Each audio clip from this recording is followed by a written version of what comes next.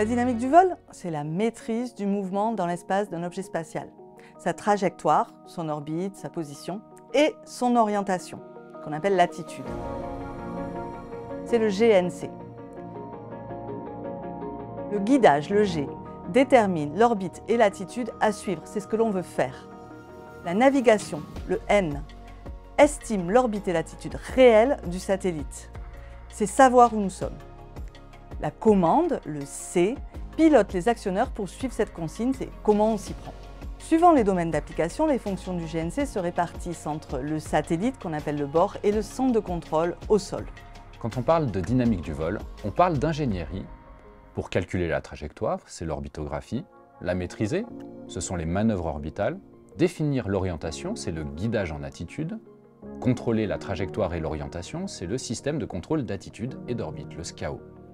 Et pour orchestrer ces différentes activités avec les instruments, c'est la programmation mission. Ces métiers sont mis en œuvre opérationnellement au sein du Flight Dynamic System, le FDS.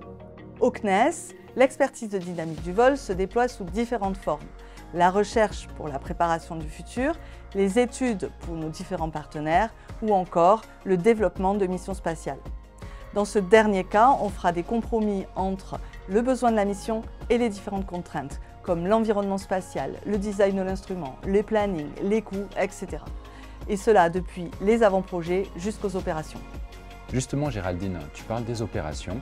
Durant cette phase, nous orchestrons nos métiers en 4 grandes étapes.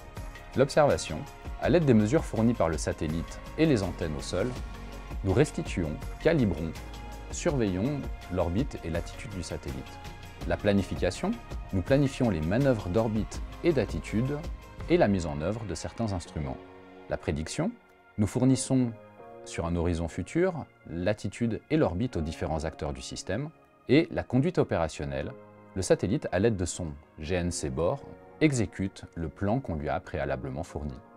Nous allons illustrer ces différentes étapes à l'aide de 2 types de missions fondamentalement différentes. Géraldine, à toi de jouer. Alors d'abord, les missions d'observation, qui sont des missions scientifiques, de télécommunication ou des missions d'appui pour la défense. Leur objectif est d'observer la Terre ou le ciel avec un instrument, comme par exemple un télescope, pour faire des images de la Terre. Les deuxièmes types de missions sont les missions de rendez-vous ou d'opérations de proximité. On les appelle les RPO en anglais.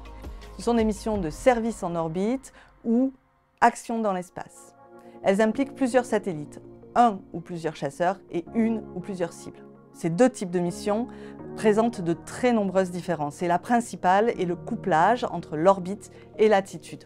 Vincent, comment on pourrait expliquer ça concrètement par un exemple ?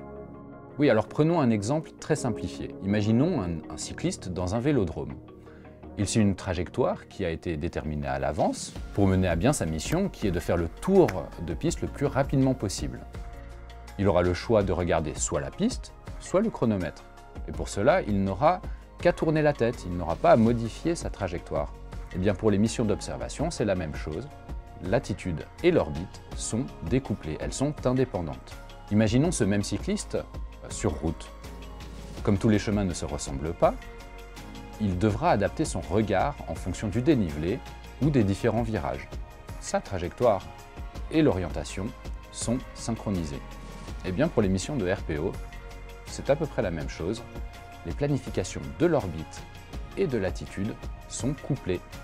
On voit que c'est quand même un sujet très complexe. Heureusement que l'expertise de dynamique du vol du CNES est riche et variée. On a utilisé 2 types de missions, mais on aurait pu parler de plein d'autres missions, comme les missions interplanétaires, les ballons stratosphériques, les fins de vie de satellites, l'atterrissage de robots, et j'en passe, car la liste serait trop longue.